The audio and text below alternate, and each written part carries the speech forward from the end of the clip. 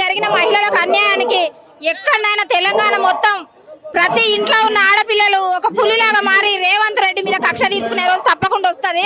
వాడు ఆడపిల్లల విషయంలో చేసిన అన్యాయాలు అక్రమాలకు తప్పకుండా వాడు శిక్ష అనుభవించాలి. వాడికి ఆడపిల్లల గోస ఉసురు తప్పకుండా తగులుతుంది. వానికి గవర్నమెంట్ ఫామ్ ఎట్లా చేయాలో తెలుస్తలేదు. వానికి రాజకీయమే తెలియదు. వాడు గుంపు మేస్తుందని వాడే చెప్పాడు. వాడు ఇల్లు కట్టుకోవాలి, వాడు పుట్టి పెట్టుకోవాలి, వాడు ఇటుకలు మోసుకోవాలి. వానికి గవర్నమెంట్ ఎందుకండి? రైతుల అన్నదాతల మీద అన్యాయాలు చేస్తారా?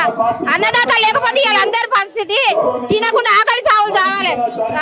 మన బ్రిటిష్ పాలనలో ఎట్లా ఆకలికి చచ్చిండ్రో ఇప్పుడు వాని పాలనలో కూడా అదే చావులు అవుతాయి. ఇక అదే పని వాడు చేసేది.